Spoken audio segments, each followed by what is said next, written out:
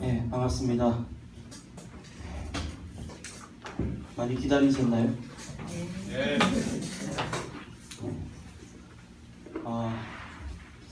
오늘은 요한복음을 다루게 됩니다.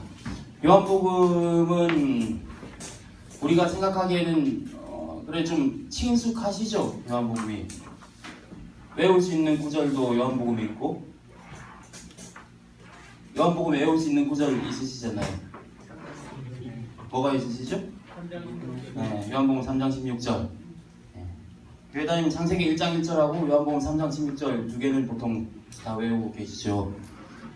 그래서 좀 우리에게 친숙한 느낌으로 다가올 수도 있으리라 생각합니다.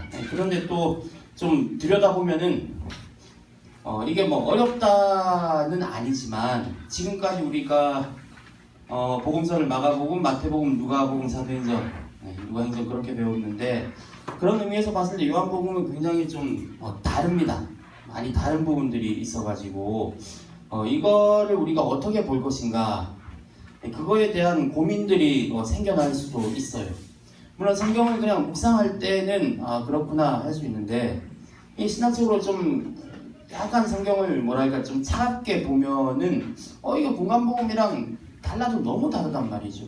같은 예수님에 대한 기록들인데 그래서 이 다름을 공격하는 사람들이 있습니다. 보통 두 부류죠. 하나는 기독교를 공격하는 거봐라 성경이 다 가짜다, 예수는 뭐 가짜다 그런 식으로 공격하는 부류들이 있을 수 있고, 또 하나는 이단 사이비가 그런 틈을 파고들어요.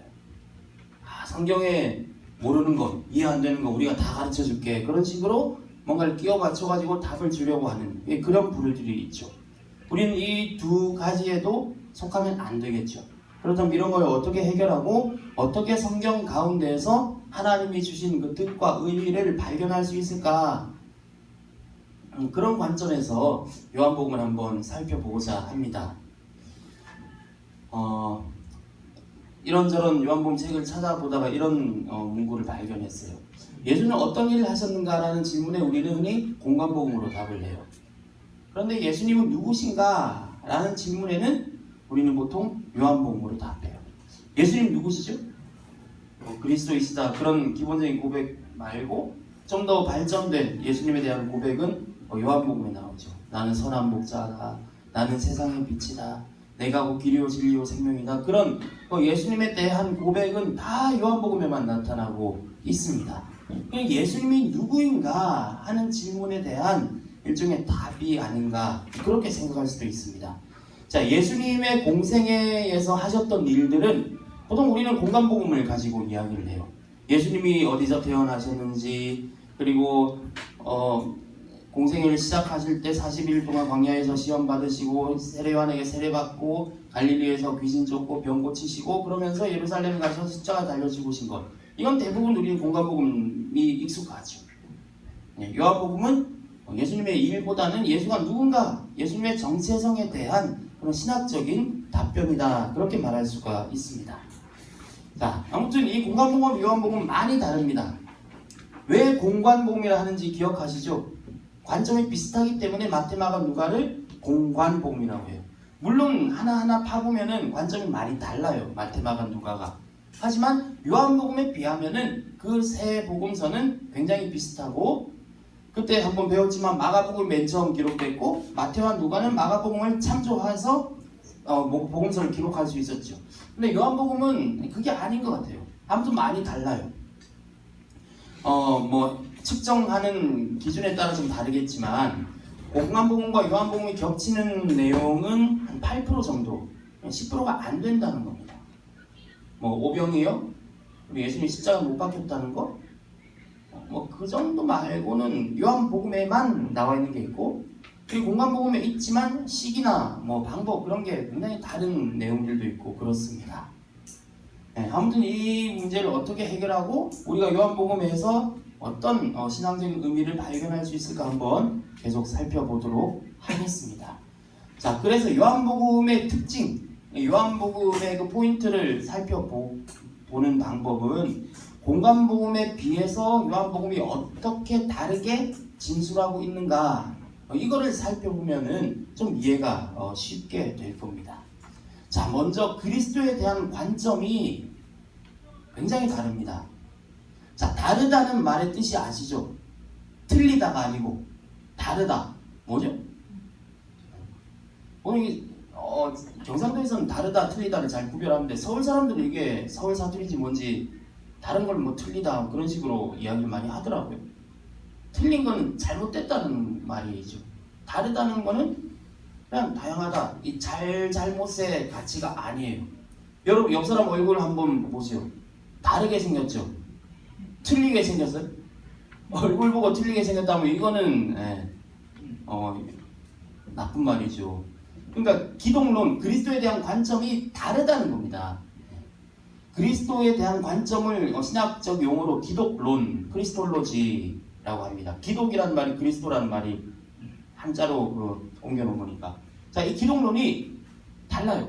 공관복음은 예수가 하나님의 아들이라고 선포하지만 점진적으로 들어요. 조금씩.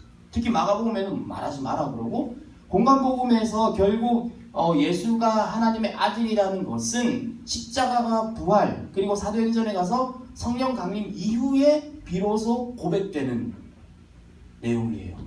그런데 요한복음은 1장 1절부터 예수는 신이다, 예수는 하나님이다, 그렇게 선포해버리는 거죠. 다르죠. 요한복음 1장 1절 어떻게 시작하고 있죠? 태초에 말씀이 계시니라. 태초에 하면은 우리도 그렇지만 예전 2000년 전 사람들도 뭐를 떠올릴까요? 창세기를 떠올리겠죠. 그러니까 요한복음 처음부터 신성을 선언합니다. 그래서 요한복음에 나타나 있는 그리스도에 대한 관점을 편의상 이 기독론이 뭐냐? 높은 그리스도론. 이건 제가 풀어쓴 말이고 보통 신학에서는 고기독론, 높은 기독론. 고기독론이 있으면 뭔 기독론이 있어요? 저기독론, 낮은 기독론. 높고 낮다, 이게 높은 게 좋다 그게 아니라, 자, 이 기독교 역사를 잠깐 말씀드리면 맨 처음에 생겨난 신앙 고백이 뭘까요? 예수님이 부활하시고 성령이 임해서 교회가 탄생했잖아요. 그때 사도행전 2장에 보면은 맨 처음 탄생한 그리스도교 신앙 고백은 그때부터 사도신경이 있고 그런 건 아니잖아요. 예수가 그리스도이시다, 그 기독론이에요. 자, 이게 무슨 말이냐? 우린 예수 그리스도 마치 뭐 어린애들 예수는 이름이고 그리스도는 성이에요, 뭐 그렇게 얘기하는데 그게 아니죠. 예수라는 사람이 있었어요. 나사렛 출신의 목수이고 십자가에 달려 죽은 그 예수라는 사람이 십자가에 달려서 저주받아 죽은 게 아니라 하나님께서 다시 살리시고 하나님이 주와 그리스도가 되게 하셨다. 그러니까 사람들은 예수가 하나님의 아들임을 모르지만 하나님께서 그를 살리심으로 그리스도가 되셨다는 이 고백, 이게 맨 처음 기독론이거든요. 그거는 예수란 인간에서부터 출발하는 기독론이에요. 그런데 요한복음의 기독론은 그게 아니라는 거죠. 그래서 이 신앙이, 교회가 성장할수록 이 기독론이 점점 더 고차원적으로 발전돼요. 아, 예수님은 사람으로 태어났다가 하나님의 아들로 인정된 게 아니라 처음부터 하나님 그 자체셨고 하나님과 함께 계신 하나님의 아들이셨다. 그런 신앙 고백으로 발전되게 되죠. 그러니까 이거를 고기독론이다, 높은 기독론이다 하고, 요한복음을 별명을 붙여서 독수리복음 뭐 그렇게 이야기를 해요. 마태마가 누가 요한 다 뭐 동물에 대한 별명들이 있는데 중요한 건 아니지만 요한복음은 옛날부터 뭐 현대에 우리가 지어낸 게 아니라 옛날부터 독수리복음이다. 무슨 말일까요? 높이 바라본다는 거죠. 높은 관점에서 예수를 바라본다. 그 다음 이 로고스 기독론이라고 합니다. 로고스 뜻이 뭡니까? 우리 번역에는 말씀이라고 번역됐잖아요. 말씀이 헬라어로 로고스는 아니거든요. 로고스라고 하면은 그 당시 헬라 철학에 있어서 거의 모든 우주 만물을 존재하게 하고 움직이는 이 절대 이성, 뭐 그런 거를 로고스라고 얘기하죠. 히브리적 관점에서 로고스 하면은, 말씀이라고 하면 뭐가 떠올릴까요? 하나님이 말씀으로 천지를 창조하셨죠. 구약의 관점으로 말씀이라는 거는 모든 천지 만물을 있게 하는 그 원초적인 거예요. 우리가 말하는 그냥 말의 개념이 아니에요. 로고스라고 하는 거는. 이 로고스를 보통 이 동양 철학에서는 뭐라고 번역하는지 아십니까? 도라고 번역해요. 도. 태초에 도가 있었다. 도를 아십니까? 그 도가 아니고 동양 사상에 도라고 하면은 모든 만물을 운행하고 존재하게 하는 그 무엇 그거잖아요. 훨씬 더 넓고 큰 개념이죠. 그 말씀을 말합니다. 태초에 말씀이 계시니라 하는 겁니다. 그게 예수님이라는 거고. 그러니까 예수님은 온 천지 만물을 창조하시고 온 천지 만물을 존재하게 하는 그 신적 이 말씀 그거를 로고스라고 합니다. 그래서 이거를 이 헬라 철학의 용어인데 요한복음은 예수님이 로고스다. 예수님이 신이다. 그런 말이죠. 예수님 말씀이고 진리이다. 처음부터 예수님이 신이라는 것을 1장 1절부터 선언하고 말을 시작하는 거예요. 자, 그리고 이 선제 기독론, 선제 먼저 선 있은 제자. 예수님은 먼저 있었다. 옛날부터 있었다. 태초부터 존재하신 하나님이다. 라는 그런 기독론이 요한복음에는 나타나 있습니다. 그리고 영광기독론 이런 말도 쓰는데 예수님이 십자가를 지는 이유는 영광을 받기 위해서다. 그렇게 요한복음에 나타나 있어요. 인자가 영광을 얻을 때가 왔다. 예수님은 사람의 아들로 태어나셨다기보다는 하나님의 영광의 자리에서 성육신 해가지고 다시 하나님의 영광으로 들려 올라가는 그런 관점에서 이 영광기독론이다. 그렇게 설명을 하고 있습니다. 자, 그러니까 높은 기독론을 했죠. 높은 기독론의 뜻이 무슨 말인지 이제 이해가 되시나요? 그렇기 때문에 요한복음은 원래 예수님은 로고스고 하나님의 아들이고 원래 신이기 때문에 족보 필요 없어요. 족보는 인간들 그 계통 따질 때는 족보 필요. 족보 기록 없어요. 탄생 기록 별로 중요하지 않아요. 그리고 예수님은 하나님 그 자체이기 때문에 예수님이 요한에게 세례를 받는다? 생략 없죠. 그리고 십자가의 의미도 마가복음 같은 경우는 굉장히 처절한 순환으로 기록되고 있는데 물론 요한복음에서 십자가가 뭐 구원에 대한 의미가 없다는 건 아니지만 훨씬 좀 그 순환의 의미라기보다는 십자가는 들려지는 것으로 표현되고 있어요. 들려진다. 이 말의 뜻이 뭐냐면은 그 뒤에 PPT가 있는지 모르겠는데 이거 PPT를 보면서 좀 설명할게요. 자, 1장 1절 태초의 말씀 세 번역에는 말씀에 따옴표를 했어요.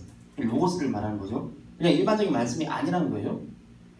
자, 요한복음 3장 14절에 보면은 모세가 광야에서 뱀을 든 것 같이 인자도 들려야 한다.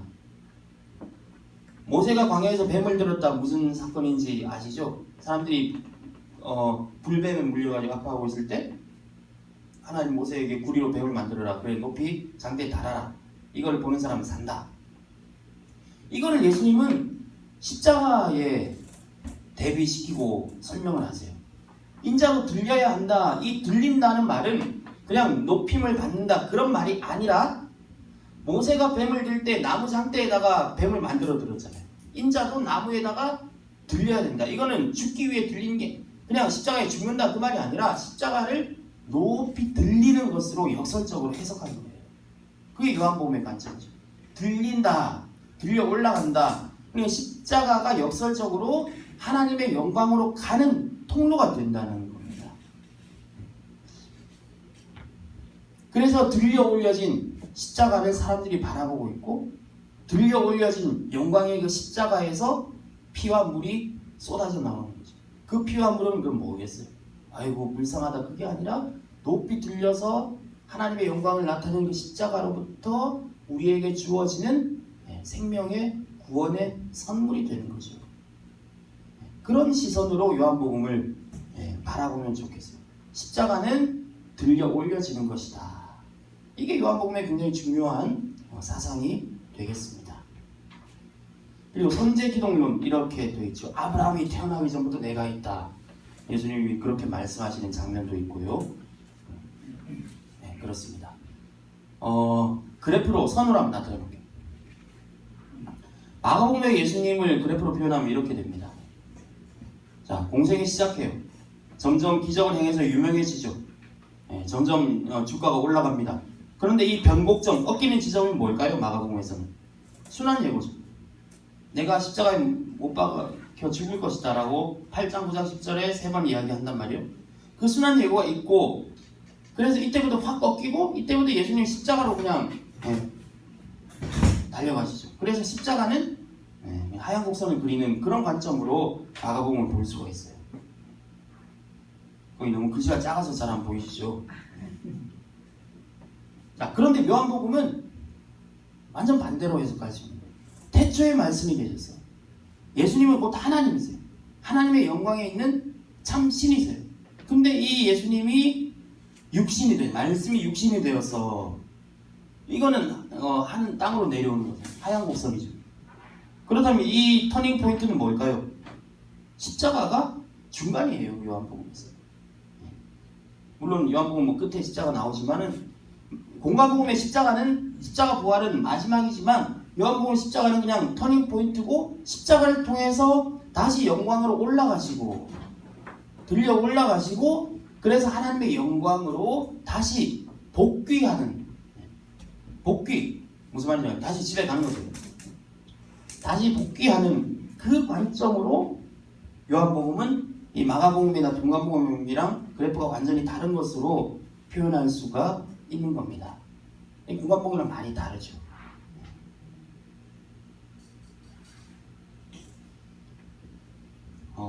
요한복음의 일단 가장 중요한 관점을 우리가 지금까지 다뤄봤고, 이해가 되시나요? 네. 좀 어려우신가요? 의성교회 수준을 좀 높게 보고 좀 이런저런 이야기들을 드리고 있습니다. 자, 그리고 또 다른 게 뭐냐면 공관복음과 요한복음 예수님의 공생의 기간도 다르고 장소도 다릅니다. 공관복음은 우리는 보통 예수님의 공생의 3년이라고 하잖아요. 공생의 3년인데 공관복음은 아무리 읽어도 1년도 안 돼요. 그리고 갈릴리에서 대부분 예수님 활동하시죠. 그리고 갈릴리에서 예루살렘으로 그냥 한 번 올라가십니다.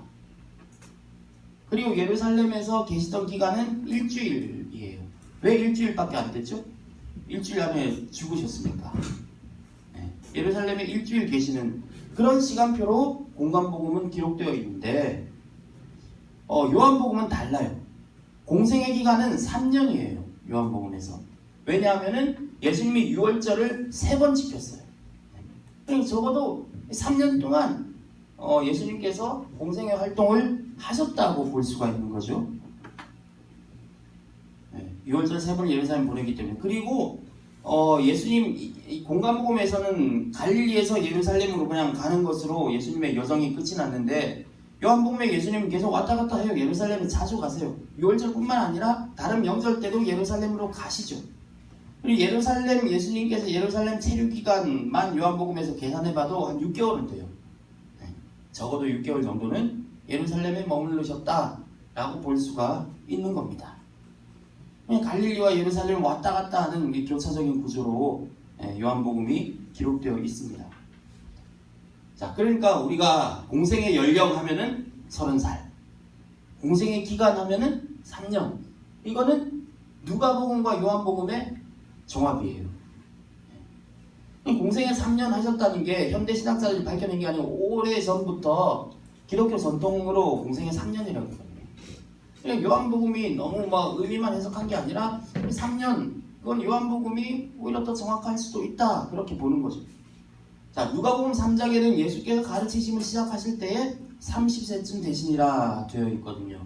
그래서 누가복음의 기록 때문에 예수님 공생의 시작은 30살이다. 그렇게, 사실 30세쯤이니까 뭐 정확히는 모르죠. 30살이다. 그렇게 편의상 이야기를 합니다. 요한복음에는 예수님의 공생은 3년으로 나오기 때문에 십자가에 달려 죽으신 것은 33살쯤이다. 그렇게 보통 교회 전통에서 여겨왔어요. 근데 요한복음에서 예수님의 나이는 40대로 추정돼요.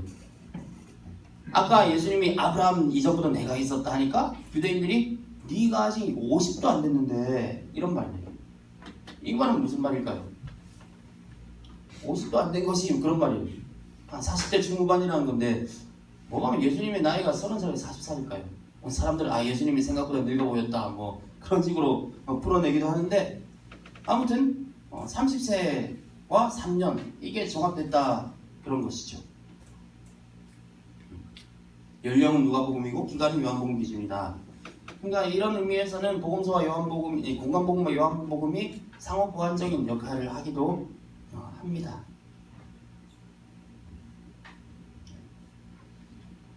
자, 그리고 이거는 보통 교회에서 잘 얘기 안 하는데 성경에 나와 있는 거기 때문에 한번 이야기를 짚고 요한복음을 좀 공부할 때는 짚고 넘어가야 돼요. 자, 이거 얘기하면은 이제 사람들이 좀 이게 뭐지? 좀 혼란에 빠지는 경우가 있어요. 순환 시간표와 차이가 나요. 잘 안 보면 모르는데 순환 시간표 분명히 달라요.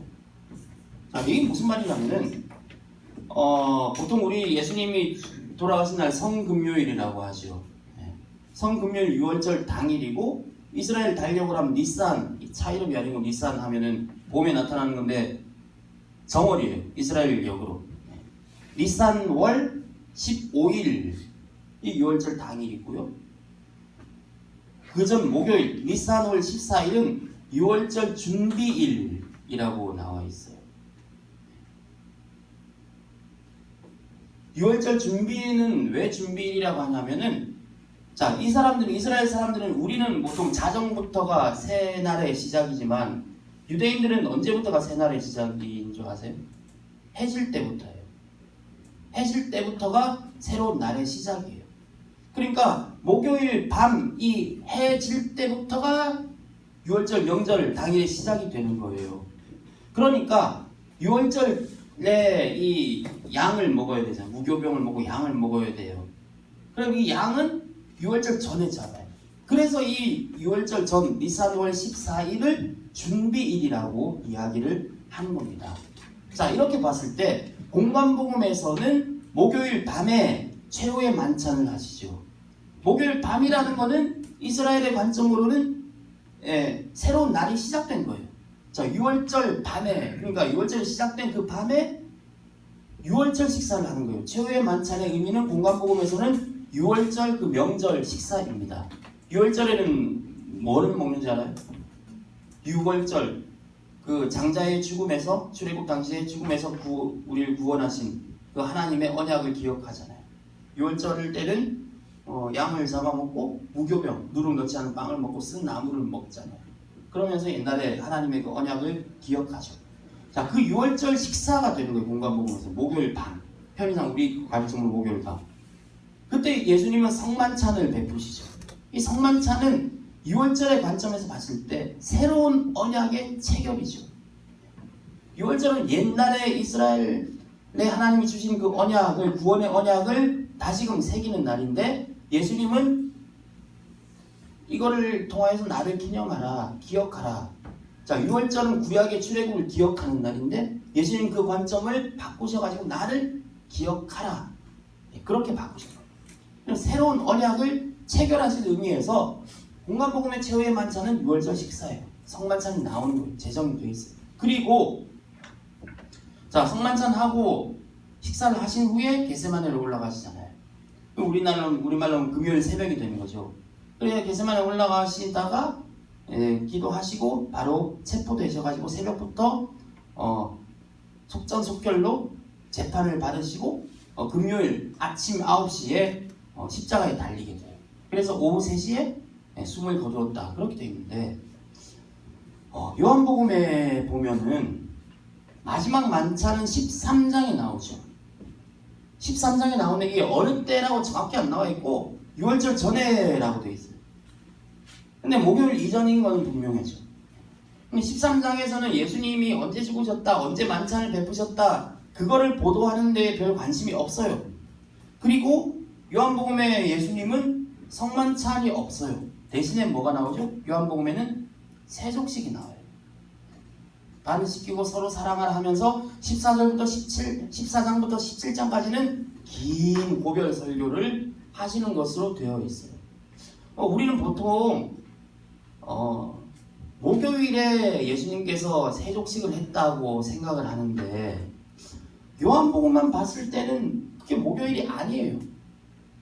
왜 우리는 목요일에 세족식을 하셨다고 생각하냐면은 이것도 요한복음도 최후의 만찬이고 공관복음도 최후의 만찬이니까 발도 씻기고 성사식 하셨구나. 그래서 요거를 갖다가 공관복음의 시간표에 끼워 넣어가지고 성목요일이다. 순환주에 세족식 했던 세족 목요일이다라고 이야기를 하는데 요한복음만 봤을 땐 그게 아니에요. 왜냐하면은 요한복음에서는 준비일 정오에 예수님이 십자가에 못 박혀요. 하루 빨라요.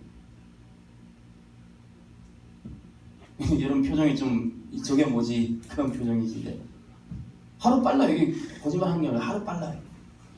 무슨 의미냐? 세례 요한이 예수님 지나갈 때 보고 뭐라고 했죠? 세상 죄를 지고 가는 하나님의 어린 양이다. 하나님의 어린 양은 언제 죽어요? 양 잡는 날에 죽어요. 자, 목요일 밤부터 유월절이 시작되기 때문에 목요일 낮에 양을 잡아야 돼요. 그 시점에 예수님은 하나님의 어린 양으로서 잡히십니다.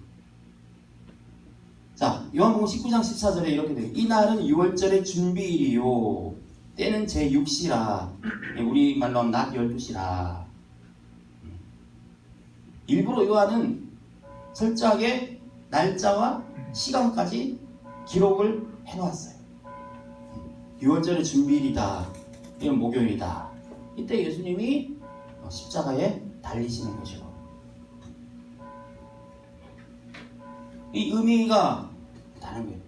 목요일엔 최후의 만찬 유월절 식사의 의미를 공관복음을 두었고 요한복음은 양 잡는 그 날, 정확히 말해 양 잡는 그 시기까지 같아요.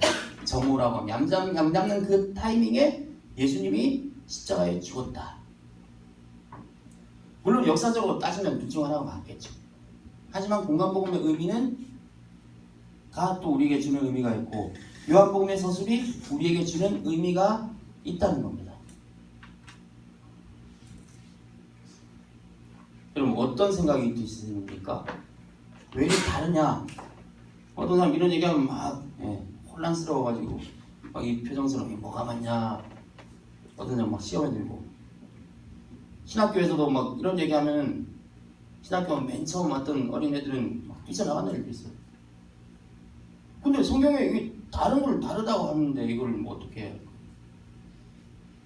나중에 한번 우리가 이 문제를 어떻게 좀 해결하고 신앙적으로 받아들여야 될지를 생각을 해보겠습니다. 어떤 성경에는 이 6월절의 준비일이라고 하는 게 목요일이 아니고 뭐 다르게 막 끼워 맞추고 해석하기도 하는데 너무 무리한 해석이에요. 대부분 이렇게 다 볼 수밖에 없습니다. 네. 아무튼 계속해서 한번 보겠습니다. 자, 공관복음과 요한복음을 몇 가지 비교하면서 요한복음의 특징을 우리가 한번 살펴보았는데요. 자, 요한복음 읽을 때 이런 점을 좀 염두에 두면서 읽으면 좋겠다 해서 요한복음의 특징을 몇 가지를 소개를 해드리겠습니다. 지금 주일 성경을 계속 대학교 수업을 하면 개론을 다루고 있잖아요. 개론이라는 거는 강론은 여러분이 집에 가서 읽으셔야 된다 그런 의미입니다. 자, 요한복음의 특징, 보통 신학적이고 영적인 복음서다 그렇게 이야기해요. 신학적이다 하는 말은 참 이게 애매한 말이에요. 그렇다면 다른 복음서는 신학적이지 않다는 건가? 그런 말이 되는데 신학적이라는 말의 속뜻은 좀 더 추상적이고 좀 더 개념화된 사실 그대로의 보도보다는 그 사실에서 의미를 끄집어냈다. 그걸 가리켜서 신학적이다. 그렇게 이야기를 하죠. 영적이다라는 말은 뭘까요? 다른 복음서는 육적이다 그거 아니죠. 영적이라는 건 좀 더 아까 말했던 높은 차원에서 예수님을 본다. 그래서 편의상 신학적이다 영적이다 얘기를 해요. 자, 신학적으로 될 수밖에 없는 이유는 이 요한복음은 사복음서 중에서 가장 이 집필 기록 연대가 늦어요. 아무리 빨리 잡아도 90년이에요. 아무리 빨리 잡아도. 보통 뭐 거의 100년쯤 기록되지 않았을까. 자, 그렇다면 빨리 잡아도 90년, 100년이라면 예수님 부활하시고 거의 2세대가 흐른 이후란 말이에요. 상황이 많이 바뀌었어요. 그렇다면은 그 예수님의 의미가 그 신앙 공동체와 교회에 다시 새롭게 해석되는 일이 필요한 거죠. 그렇기 때문에 이 신학적으로 해석될 수밖에 없는 겁니다. 그러니까 예를 들어 우리가 옛날 역사를 배울 때, 조선시대 뭐 임진왜란 역사를 배울 때 왕조실록을 그대로 갖다 놓고 읽어라, 의미를 찾아라, 그거 우리는 힘들어요. 누군가 다시 그 의미를 분석해주고 해석해주고 풀이해줘야 돼요. 마찬가지인 거죠. 자, AD 90년이 주는 1세기 그 역사의 큰 이 변환점이 되는데 의미가 있습니다. 기억해야 될 몇 가지 역사. 30년은 편의상 30년쯤은 예수님의 공생애, 십자가 부활이 있었다. 그리고 기억해야 될 건 70년에 예루살렘의 성벽과 성전이 완전히 파괴되고 멸망당해요. 유대 공동체에 큰 혼란을 겪게 되는 거죠. 로마가 처음엔 이스라엘을 좀 좋게 다스렸지만 이때부터는 계속 뭐 열심당원들이 독립운동을 하니까 완전히 뭉개버리는 거죠. 그리고 유대인들이 막 흩어집니다. 여기저기로.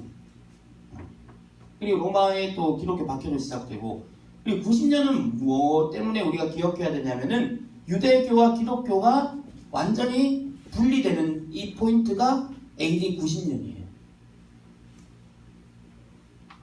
이건 또 무슨 말이냐? 원래 기독교는 기독교, 유대교와 기독교는 다르지 생각할 수 있는데, 자, 사도행전의 기록으로 볼 때 처음부터 유대교와 기독교가 완전히 다른 종교로 그렇게 된 건 아니거든요.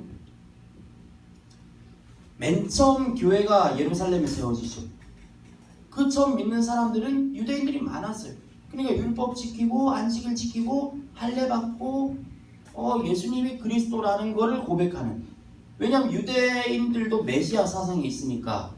처음에 유대인들과 이 그리스도를 믿는 사람들의 가장 큰 차이점은 예수가 메시아다라고 고백한 거란 말이에요.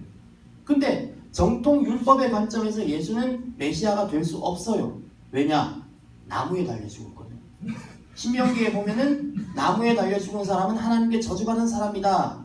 이 율법 때문에 아직도 지금도 이스라엘의 유대인들은 예수를 메시아로 받아들일 수 없어요. 그것 때문에. 그런데 같은 유대인이고 같은 구약을 읽는데 예수가 그리스도라 하고 말하고 다니니까 그 당시 사도 바울이 회심하기 전에 사울 같은 사람은 저건 이단이다 하면서 때려잡기 시작하는 거예요. 그래서 사도행전에 보면은 맨 처음 예수를 믿은 사람들의 그 파, 소위 종파의 명칭이 있어요. 뭐라고 했을까? 나사렛파. 나사렛 예수 그런 말이 있죠. 그거는 이때 생긴 말이에요. 나사렛 예수를 그리스도로 믿는 사람이다 라는 것을 약간 멸시하는 의미에서 나사렛 예수파, 나사렛파, 사도행전 24장인가 보면은 나사렛 이단, 그렇게 다. 처음에는 유대교의 한 종파로 시작됐어요. 토요일날 모여가지고 구약도 읽고 회당에서 모임도 하고 예배도 드리고 그러면서 예수님에 대한 이야기도 하고, 그러다가 어떻게 되냐면은 예수님의 부활이 너무 중요하니까 일요일을 주의 날로 지키게 된 겁니다. 사도행전에 보면은 주의 날이라는 말이 나와요. 주일은 우리가 그냥 하는 현대인들이 만들어낸 말이 아니라 신약에 2번 등장하는 게 주일이라는 개념이 있어요. 사도행전 20장과 요한계시록 1장에 주의 날이라는 개념이 등장해요. 그러니까 토요일날 모이다가 주일날로 모여가지고 사도행전에 보면은 주일날 모인 사람들이 뭘 했을까요? 설교를 듣고 성찬을 베풀었어요. 그리고 유대인들이 보기에는 쟤들은 무슨 안식일보다 주의 날이 더 중요하다고 일요일날 모이고 앉아있다. 점점 골이 벌어지기 시작하죠. 그리고 기독교인들은 할례 안 받아도 된다. 그렇게 예루살렘에서 회의도 하고 사도행전 15장에 보면은 예루살렘에 할례 안 받아야 된다 회의도 하고 율법에서 너무 자유롭단 말이에요. 그리고 제사도 안 드리고 지들끼리 맨날 음식 먹고 그렇게 다닌다. 그러면서 유대교가 기독교를 점점 공격하기 시작합니다. 너 이단들이라고. 실제로 유대교 입장에 봐도 이단이죠. 자, 그러다가 90년 되면은 유대교가 기독교를 완전히 분리하기 시작해요. 자, 이게 무슨 말이냐면은 90년에 유명한 그 유대교 회의가 열립니다. 유대교 총회라고 할 수 있는데 얌니아라는 지방에서 열릴 때 얌니아 회의라고 하는데 이게 중요한 거는 첫 번째 의미는 구약 39권 구약의 외경들이 있고 하지만은 39권이 구약이다라고 확정되고 이때 확정된 구약 39권을 우리가 보고 있는 거예요. 그리고 보통 우리 교단은 뭐 총회 같은 거 하면 뭐 선언문 같은 거를 발표를 해요. 신앙 고백문이나 선언문. 이때 발표한 일종의 선언문이 18기도문이라는 선언문이 작성이 됩니다. 발음 좀 이상한 18기도문 18개의 기도문을 띈 형식의 자기의 신앙 고백 선언을 하고 있는데 자 18기도문 중에 12번 기도문에는 이렇게 되어 있습니다. 자 저주의 기도문 배교자, 완악한 지배자 그리고 이 저주에 뭐가 있냐면 나사렛 사람들과 이교도들은 멸망할지어다. 나사렛 사람들은 무슨 말일까요? 나사렛 사는 사람들이 아니라 나사렛파 그리스도인들 말이에요. 이 유대교에서 그리스도인들은 멸망해라. 생명책에서 지워지고 의인들의 반열에 들지 못할 것이다. 이렇게 땅땅땅 선언을 해버린 거죠. 그렇기 때문에 이때를 기점으로 유대교와 기독교는 완전히 분리됩니다. 그리고 유대교는 공식적으로 기독교를 박해하고 탄압하고 출교할 수 있게 되는 거예요. 출교, 공동체 밖으로 쫓아내는 거죠. 이때부터요. 이 상황이 요한복음에 그대로 반영되어 있습니다. 그래서 이때부터 90년부터 한 100년, 10년, 20년 동안은 유대인들, 바리새인들로 때는 예루살렘이 70년에 멸망하면서 사두개인 헤롯 땅 다 사라졌고 남은 거는 바리새인들밖에 없거든요. 그러니까 바리새가 정신승리를 한 거예요. 그 바리새인 그 보수적인 사람들이 이제 이 나사렛파와 다른 이교도들을 합법적으로 이제 공격할 수 있는 명분이 생긴 거예요. 그게 AD 90년의 의미입니다. 자, 요한복음에서 예수님의 적대자는 유대인으로 나타나요. 그렇구나 할 수 있는데 공간복음을 보고 요한복음을 봤을 때 적대자가 유대인이다. 이건 좀 이상하거든요. 왜냐? 예수님과 제자들도 유대인이에요. 공간복음에서 예수의 적대자는 보통 누굽니까? 바리새인, 서기관, 사두개인, 헤롯 땅 등등이잖아요. 근데 요한복음에는 물론 바리새인도 나오지만 그냥 싸잡아서 유대인들이 유대인들이 예수의 적대자가 유대인이에요. 예수도 유대인인데. 자, 이건 무슨 말이냐? 아까 그 얌니아 회의의 18기도문의 상황을 반영하고 있는 겁니다. 이 90년의 시대 상황이 이겁니다. 요한복음 9장 22절에 보면은 그 날 때부터 앞을 보지 못하는 그 시각장애인을 예수님이 고치시죠. 그때 유대인들이 막 시비를 겁니다. 그리고 이 날 때부터 이 고침받은 이 맹인이었던 사람은 무서워하죠. 왜 무서워하냐면은 이미 유대인들이 누구든지 예수를 그리스도로 시인하는 자는 출교하기로 결의했다. 그럴 땐 무서워합니다. 예수님이 직접 그를 만나서 이야기를 해주시는 그 장면이 나오죠. 근데 이게 90년 이후의 상황이에요. 예수님 당시에는 예수님이 이 땅에 십자가 달리기 전에 예수를 그리스도로 고백한 사람 거의 없고 그리고 그때는 또 유대인들이 예수를 그리스도로 보자 출교했다. 이거는 90년 이후에 된 거라는 거죠. 그러니까 이 재해석된 복음서라는 겁니다.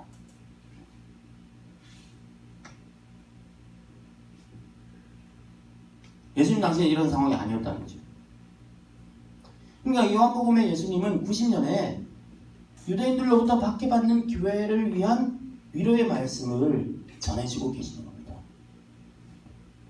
예수님이 그냥 십자가 달려서 그냥 끝난 게 아니잖아요. 부활 이후에도 바울에게도 나타나시고 여러 교회들에게 계시하셨기 때문에 이런 예수님은 부활 이후에도 90년, 100년에 박해받는 그 유대인으로부터 박해받는 이 요한복음을 읽는 그 교회들을 여전히 이런 마음으로, 이런 관점에서 위로하고 격려하고 계신다는 것이죠.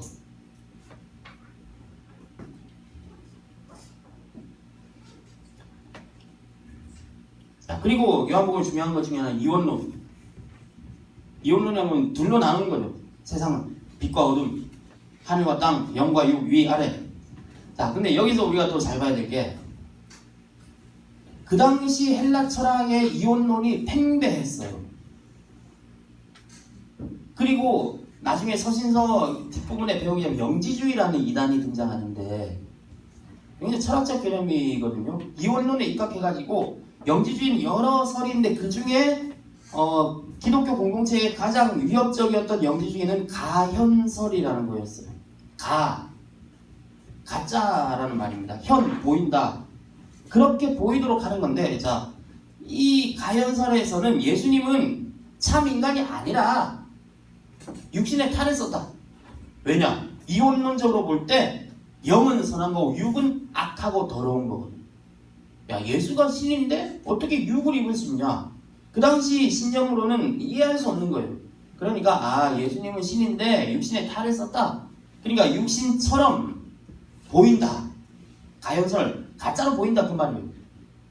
사람처럼 보이고 십자가 고난 전에 몸을 벗었다는 거예요. 여기 떠나갔다는 거예요. 왜? 신이 어떻게 죽을 수 있냐? 육신을 입고. 그래서 이런 사상이 교회에 들어오기 시작하고 디모데후서나 그런 요한 나중에 서신들 보면은 이 영지주의를 배격합니다. 이단이라고 그 사상에 빠지지 말라고 얘기를 해요. 이원론은 그래서 영지주의자들이 잘 쓰는 건데 요한복음 이거를 역으로 해석하는 거죠.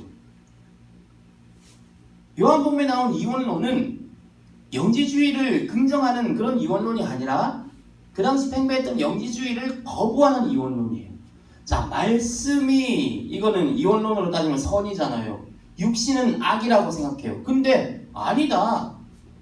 너희가 믿는 헬라의 신은 그냥 영적인 세계에 있지만 예수 그리스도는 말씀이 육신이 됐다. 자, 시간과 공간과 성과학의 이원론을 뚫고 예수님은 성육신 하셨다는 거예요. 자, 여기서 육신으로 번역된 이 헬라어가 좀 충격적이에요. 헬라어에 몸이라고 번역될 수 있는 여러 단어들이 있어요. 소마 그런 거 있는데 여기서 몸, 육신이라고 번역된 헬라어는 사륵스예요. 사륵스. 가장 낮은, 가장 저급한 개념의 육신이에요. 직역하면 뭔지 알아요? 고기덩어리예요. 살덩어리예요. 말씀이 살덩어리가 됐다. 영지주의자들이 제일 악하게 생각했던 말씀이 살덩어리가 돼가지고 이 땅에 왔다. 이만한 파격, 이만한 은혜가 어디 있어요? 그래서 성육신도 인카네이션이라고 하잖아요. 자, 이는 어떻게 됐다는 건 까르나 이건 무슨 뜻인 줄 아세요? 라틴어로? 카니발 하면 고기 먹는 축제. 까르네 하면은 육고기, 고기 말하는 거예요. 고기가 되신 거. 이게 성육신입니다. 이 영지주의에 대한 강한 거부죠. 이거는 말씀이 육신이 됐다는 거는 그 당시 유행했던 헬라 철학에 대한 완전한 정면 공격입니다. 그러니까 영은 선하고 하늘은 선하고 땅은 악하고 육은 악하니까 대립하고 분리하고 그렇게 살아가는 게 아니라 이 땅에 살지만 영의 것을 추구하면서 이 땅에서 하늘의 것과 영의 것과 신령한 것과 완전한 합일을 이루어라는 그런 결단을 촉구하는 의미에서 요한복음의 이원론이 생겨나는 거예요. 예수님 말씀하시면 나는 나와 아버지는 하나다.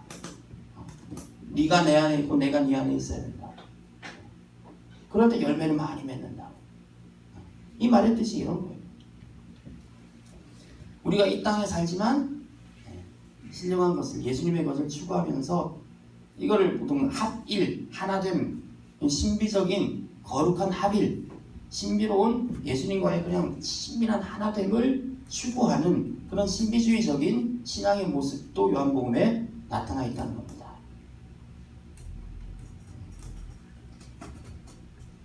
네, 그렇습니다. 이원론을 볼 때 얼핏 보면 이거 뭐 요한복음 이런 말들이 살리는 것은 영이니 육은 무익하니라 뭐 육은 무익하니까 우리가 뭐 영혼만 중요하다 그렇게 볼 게 아니라는 것이죠. 결단과 하늘과 하나됨을 촉구하는 그런 의미에서 이원론이다 하는 겁니다. 그 다음 7개의 표적. 이거는 요한복음의 개념 중에 하나인데 공간복음과 다르기 때문에 좀 봐야 됩니다. 요한복음에서는 기적이라고 하지 않고 표적이라고 되어 있어요. 기적은 뭐고 표적은 뭐냐? 비슷한 말이지만 의미는 달라요.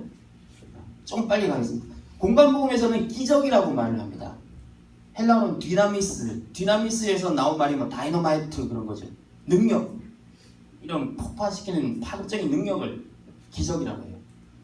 그러니까 이 공간복음에서 기적은 하나님 나라의 통치, 하나님의 능력, 하나님이 다스리시면 이런 일이 드러난다. 그걸 보여주는 게 있는데 공간복음에서 사용되죠. 근데 요한복음에서 표적이라는 거는 헬라어로 세메이온, 영어로 번역하면 사인이에요. 사인. 징조, 뭐 그렇게 번역하십니다. 그냥 상징으로서의 기적이에요. 그러니까 기적 자체에 초점이 있다기보다는 기적을 통해서 예수가 누구인지를 나타내는 거지. 그러니까 공간복음에 이 기적 자체가 목적이라면 요한복음은 기적이 가리키는 뭔가가 있다는 거죠. 동양사상에 뭐 달을 가리키는 손가락이라고 하잖아요. 그러니까 이 손가락은 손가락 자체를 보라는 게 아니고 손가락이 가리키는 방향을 보라는 거예요. 그러니까 요한복음의 표적은 표적 그 자체에 박수치고 있는 게 아니라 표적이 무엇을 나타내는지, 누구를 가리키는지를 보라. 그 표적이 가리키는 것, 나타내는 것은 예수님, 그리고 예수가 누구신지를 드러내주는 거죠. 그런 의미에서 요한복음은 많은 표적 중에서 7개만을 선별해가지고 기록하고 있는 거예요. 그리고 요한복음 20장에 예수님이 행하신 표적이 이외에도 많이 있다 라고 말해놓죠. 7개의 표적, 다 표적이에요. 이걸 통해서 예수가 누구인지를 말해주고 있는 거죠.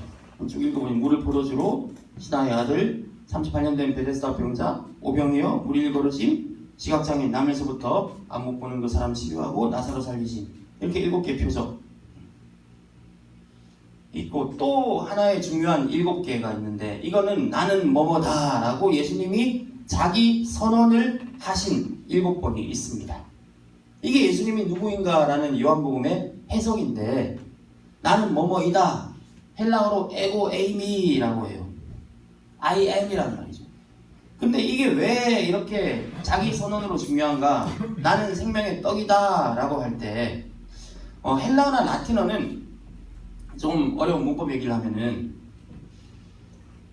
동사를 보면은 이 안에 인칭이 들어가 있어요.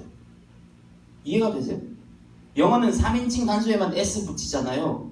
3인칭 단수구나 할 수 있는데 라틴어와 헬라어는 1인칭 단수, 1인칭 복수, 2인칭 단수, 복수 뭐 모든 거 동사가 다 변하기 때문에 굳이 이 인칭 대명사, 주어, I나 그런 대명사가 없어도, 인칭 대명사가 없어도 동사만으로 그 안에 인칭을 넣을 수가 있다고. 그러니까 사도신경을 라틴어로 맨 처음 하면은 크레도 인우람 데움 돼 있는데 크레도라는 이 동사는 믿는다라는 말인데 크레도는 번역할 때 믿다로 번역하면 안 되고 나는 믿습니다. 그게 크레도, 이 짧은 단어 안에 들어가 있다는 거예요. 이 물만 몰라도 됩니다. 아무튼 근데 그러니까 이 에고라는 나라는 말을 헬라어나 라틴어에서 굳이 쓰지 않아도 나는이라고 해석이 충분히 되는데 굳이 예수님은 에고, 나는을 강조하는 거예요. 나는 생명이 되고 나는 세상의 빛이, 나는 양의 문이고, 이렇게 7번의 자기 선언을 하고 있는 거예요. 이거는 출애굽기에 하나님이 나는 나다, 그걸 연상시키는 장면이죠.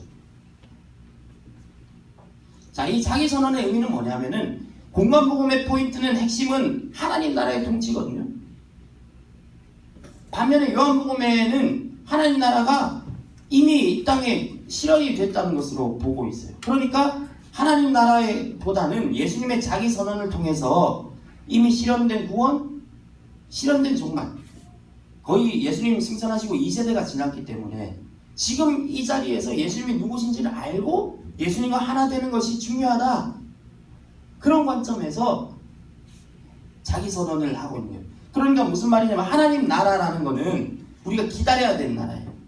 마지막 날이 그날과 그때를 모르기 때문에 깨어서 기다려야 되는 나라예요. 근데 요한복음에 이미 예수님이 자기를 드러내세요.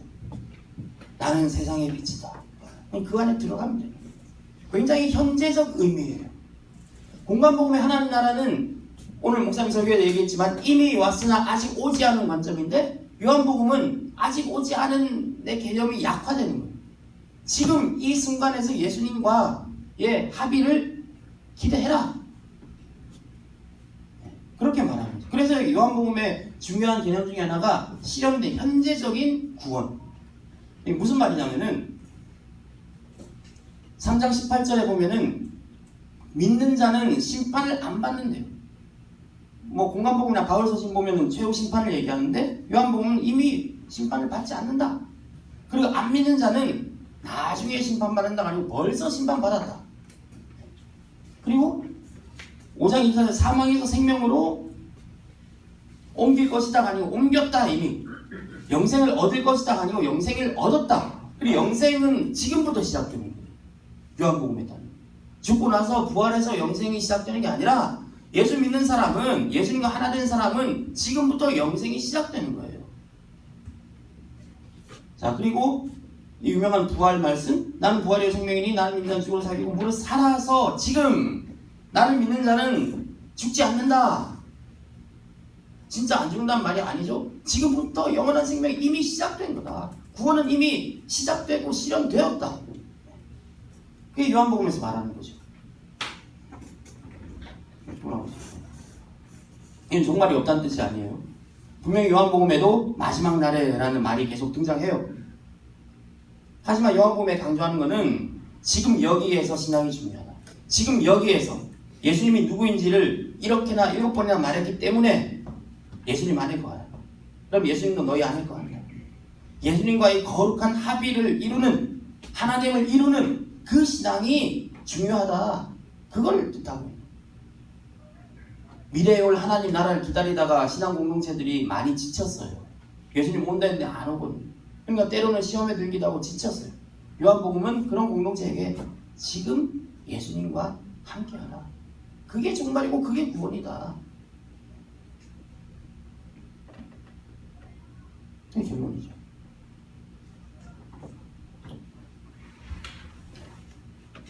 요한복음 구조를 간단하게 보겠습니다. 구조부터 보통 수업 시간은 구조부터 이야기를 하는데 구조를 맨 마지막에 뺀 거는 이런 개념을 가지고 구조를 보면 좀 더 잘 보이기 때문에 그래요. 자, 1장은 서론입니다. 로고스, 그리고 성육신, 선포, 세례요한이 나와요. 여기 세례요한은 예수님께 세례를 주지 않고 예수님에 비해서 자기를 굉장히 낮춥니다. 네. 그리고 2장부터 12장까지는 순환받기 전, 고별설교 전까지를 보통 이름을 붙이길 표적의 책, Book of Signs, 아까 표적들을 나타냈을 때죠. 근데 이거는 패턴이 있어요. 루틴이 있어요. 예수님이 표적을 나타내시면은 사람들이 오해를 해요. 내가 표적이라 하면 오해를 하고 그 오해를 풀기 위해 예수님은 설교를 하는 그 루틴이 계속 반복되고 있는 거예요. 그리고 고별 설교가 나오죠. 13장부터 17장까지는 예수님의 긴 고별 설교죠. 발을 씻기고요. 세 계명을 너희에게 주노니 서로 사랑하라. 자, 공간복음에서 예수님이 주신 큰 계명은 뭐죠? 하나님 사랑과 이웃 사랑이죠. 요한복음에서는 세 계명이에요. 서로 사랑이에요. 약간 관점이 다르죠. 그리고 보혜사 성령. 보혜사라는 말의 뜻은 옆에서 항상 도와주고 조언해주고 옆에서 우리를 불러주는, 우리의 이름을 불러주는 그런 뜻이 있습니다. 그 보혜사 성령 을 약속하시죠. 보혜사 성령을 약속하신 이유도 보면은 아까 말했지만 예수님이 다시 영광 중에 올라가기 때문에 예수님이 죽는다 라는 말을 쓰지 않습니다. 내가 너희를 떠난다. 왜냐하면 영광 중에 하늘로 올라가야 되기 때문에 떠나기 때문에 예수님도 보혜사였거든요.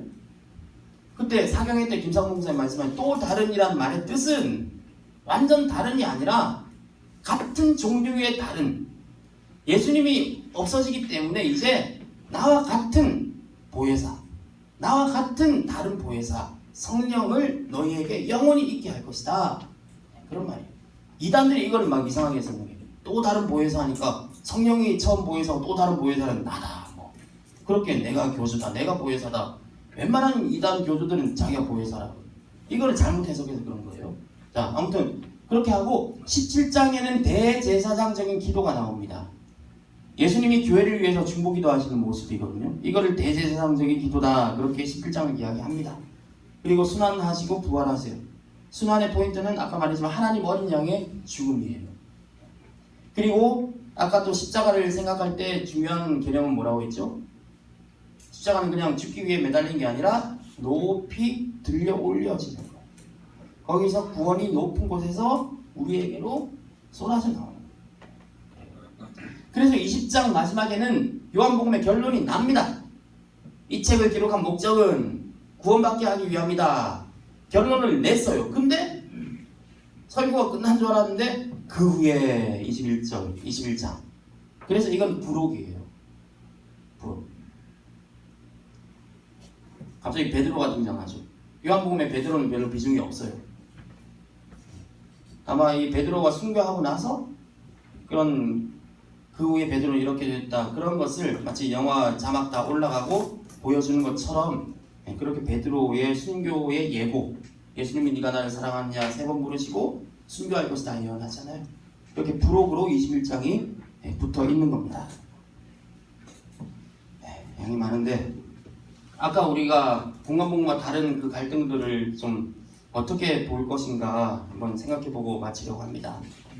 그래서 요한복음을 읽으면서 우리가 이런 질문을 했으면 좋겠습니다. 오늘 우리에게 예수님 누구인가? 자, 요한복음에서 예수님은 예수님 부활하신 지 2세대 후에 기독교인들에게 새로운 의미로 다가오신 그 기록이라고 말씀을 드렸거든요. 자, 공간복음과 요한복음의 차이가 있었잖아요. 뭐가 옳고 뭐가 틀리다, 우리가 그거를 다 파악할 수 없어요. 그 가운데 하나님이 개입할 여지를 남겨두는 게 중요합니다. 자, 보통 사람들이 빠지는 오해는 하나님이 있으면 증명해봐, 창조를 증명해봐. 자, 믿음이라는 것은 증명되면 그게 믿음이 될까요, 아닐까요? 예를 들어서 창조가 증명이 됐어요. 그럼 우리는 더 이상 창조를 믿지 않아도 돼요. 증명됐으니까. 증명할 수 없고 이해할 수 없기 때문에, 인간의 합리적 이성으로 이해할 수 없기 때문에 우리는 믿음의 눈으로 보는 거잖아요. 그때 필요한 게 신앙이에요. 여러분, 창조과학 같은 게 얼마나 위험한 거냐 하면은, 창조과학 뭐 많이 떠들고 있는데 그게 위험한 이유는 창조, 신앙 고백의 영역, 우리의 정말 소중한 신앙 고백의 영역을 과학의 영역으로 끌어내리기 때문에 이거는 위험한 거예요. 창조가 증명되는 모든 사람이 하나님을 다 믿을까요? 아니요. 우리의 믿음이 없어져요. 우리의 믿음이 필요가 없어져요. 자, 모든 사실이 진리는 아니다라는 관점에서 한번 생각해 봅시다. 우리는 막 사실이냐 아니냐, 뭐가 옳냐, 성경에서 하나님이 원하는 건 그게 아니라는 거죠. 사실, 신문 보면은 사실이 가득해요. 누가 죽었네, 무슨 일이 일어났네, 어디 불이 났네. 그 사실들이 우리에게 진리로 다가오나요? 진리라는 것은 우리를 옳은 길로 구원에 이끄는 그 메시지, 그 의미를 말하잖아요. 모든 사실에 의미가 있는 건 아니잖아요. 우리가 상관없는 그런 의미들도 많이 있어요. 뭐 돼지 콜레라가 발생했다. 고기 좋아하고 돼지 키우는 사람에게는 엄청난 의미로 다가오지만 별로 상관없는 사람도 있단 말이에요. 자, 그리고 또 한 가지 우리가 말하는 건, 진리라는 거는 사실을 초월해요. 아까 말한 창조라는 거는 우리의 신앙 고백의 영역이지 과학적 사실을 초월하는 거라고. 진리는 무조건 과학적으로 증명되어야 된다? 엄청난 교만이고 하나님에 대한 모독이에요. 진리는 사실을 초월하는 거예요. 자, 그래서 이런 말을 합니다. 신약학자 중에 좀 보수적인 사람 중에 김세윤 박사라고 유명한 분이 계시는데 플러신학교에 그분도 요한복음을 그 강의하는 강의록을 보니까 그 아까 예수님 고난 날짜 틀린 걸 얘기하면서 역사 실증주의의 강박에서 벗어나요. 역사 실증주의라는 건 뭐냐면 뭐가 사실이냐를 꼼꼼히 따지고 사실이 아니면 인정하지 않겠다는 그 관점. 이게 여러분 옛날부터 있었는 줄 알아요? 아니요. 근대 이후부터 생긴 관점. 적어도 19세기부터 생긴 관점이에요. 그러니까 성경이 기록된 시기에는 사실이냐 아니냐 막 따지는 것보다 어떤 의미냐 그게 중요했어요. 그러니까 성경을 읽을 때 how, 어떻게라고 읽으면은 우리는 계속 시험 들 수밖에 없어요. 어떻게로 읽으면. 왜? 하나님 어떻게 말씀으로 천지를 상 어떻게 죽은 사람이 살아? 어떻게 성령이 저렇게 있네? 그게 아니라 어떻게라는 질문은 뭘로 바꾸면 될까요? 왜? 왜로 읽어야 돼요. 성경에 던지는 질문은 왜가 되어야 돼요. 왜 하나님이 저러셨을까? 왜 하나님이 사람이 되셨을까? 왜 부활하셨을까? 그런 관점으로 읽을 때 성경 속 하나님의 뜻이 빛나는 거예요. 뭐가 팩트냐 그게 중요한 게 아니라 뭐가 진리냐. 요한복음에 유명한 말이죠. 빌라도가 예수님께 묻습니다. 진리가 뭐냐? 이런 관점으로 우리가 성경을 봐야 돼요. 그럴 때에 성서 속에 하나님의 뜻이 밝게 빛나요. 자, 실증주의를 잘 이용하는 사람들이 무신론자들이고 또 하나는 이단들이라고 아까 말씀을 드렸습니다. 자, 그리고 우리가 믿어야 될 것은 모든 성경은 하나님의 감동으로 된 거죠. 복음서 저자들은 성령의 감동으로 기록됐어요. 마가복음이 좀 더 정확하게 예수님을 기록하고 요한복음은 덜 정확했다. 그러면 마가복음에 성령이 더 많이 임한 거예요? 그렇게 볼 수 없어요. 모든 복음서 저자들은 성령의 감동으로 복음서를 기록했어요. 그래서 성서공예 해설성경에 요한복음에 이런 말이 나와요. 각 복음서 기자는 성령의 인도를 받았고 성령 인도로 말미암아서 예수의 말씀과 행위들이 다르게 기록됩니다. 성령의 인도함이 없고 그냥 신문은 그냥 같은 보도만 내면 되죠. 근데 그게 성령이 들어갈 때 시대에 따라서 상황에 따라서 교회 공동체에 따라서 예수님의 의미와 예수님의 말씀, 예수님의 기적이 다시 새롭게 해석된다는 거예요. 그렇기 때문에 하나님의 말씀이 살아있는 말씀이고 예수님이 오늘도 살아계신다는 뜻이 되는 거예요. 그리고 그 성령은 예수님의 말씀과 행위를 현실에 적용할 수 있게 하신다. 예를 들어서 예수님이 부활하신 직후에는 예수를 믿어도 유대교에서 쫓겨나지 않았어요. 그런데 요한복음의 그 교회의 사람들은 유대교에서 막 쫓겨나고 있단 말이에요. 그 사람들한테 대고 예수님 유대교에서 쫓겨나지 않았던 그때의 말만 하면은 아무 의미가 없잖아요. 자, 그러니까 이 성령께서 우리에게 어떻게 주시는가? 예수의 말씀과 행위가 현실에 적용할 수 있도록 그리고 변화된 환경과 상황 속에서 이해되도록 하시는 것이 성령의 역할이에요. 그게 복음서가 달라도 그 다름 속에서 틀림이 아니라 다름 속에서 우리에게 더 다양하게 예수님을 계시하시는 성령님의 방법이라는 거죠. 뭐가 옳으냐, 뭐가 맞냐. 그러다 보면 성경 무오, 성경은 아무런 오류가 없다. 그러니까 창조과학 같은 게 생겨나고요. 세계사보다 성경이 더 빠르다. 여러분, 성경이 과학 교과서가 아니잖아요. 성경이 역사 교과서가 아니잖아요. 성경을 과학 교과서로 역사 교과서로 그렇게 읽는 거는 성경 속에 사실을 찾는 거는 그거를 성경을 인간의 교과서로 끌어내리는 거죠. 성경은 이 사실을 초월한 의미가 있기 때문에 우리에게 하나님의 말씀이 된다. 이거를 기억하시기 바랍니다. 자, 그렇다면 요한복음 읽으면서 우리는 질문하야죠. 만약에 예수님이 오늘날 우리 공동체, 우리 신앙 공동체에 오셨다면은 뭐라고 계시하실까? 나는 뭐뭐이다. 우리 교회에 오셨다면 예수님은 나는 누구이다. 나는 무엇이다라고 계시하실까? 예수님이 우리에게 표적을 보이신다면 오늘 우리에게 어떤 표적을 보이실까? 그런 마음을 가지고 우리가 성경을 읽고 2000년 전에 이 땅에 계셨던 예수님 그대로 두는 게 아니라 재해석하면서 오늘날에도 여전히 살아계셔서 우리에게 새로운 의미로 다가오시는 그런 예수님으로 우리가 고백하고 묵상할 수 있어야 돼요. 요한복음은 그거를 가르쳐주는 책입니다. 오늘 생각보다 10분 더 했는데 이 정도로 마치고 혹시 질문 같은 게 있으면 또 개인적으로 해주시면 좋겠습니다. 기도하겠습니다. 하나님, 요한복음을 우리가 읽었습니다. 그 가운데 참 여러 다양한 예수님의 모습이 나타나지만 그 가운데 예수님의 의미를 우리가 잘 발견할 수 있도록 인도하여 주시고 하늘 영광 뚫고 이 땅에 오셔서 우리와 하나 되기를 원하시는 그 예수님과 우리가 지금 이 자리에서 거룩한 하나됨을 이룰 수 있는 우리의 신앙이 되게 하여 주시고 오늘 우리에게 예수님께서 어떤 의미로 다가오는지를 또 한 주간 살면서 잘 묵상할 수 있는 우리가 되게 하여 주시옵소서. 예수 그리스도 이름으로 기도드리옵나이다. 아멘.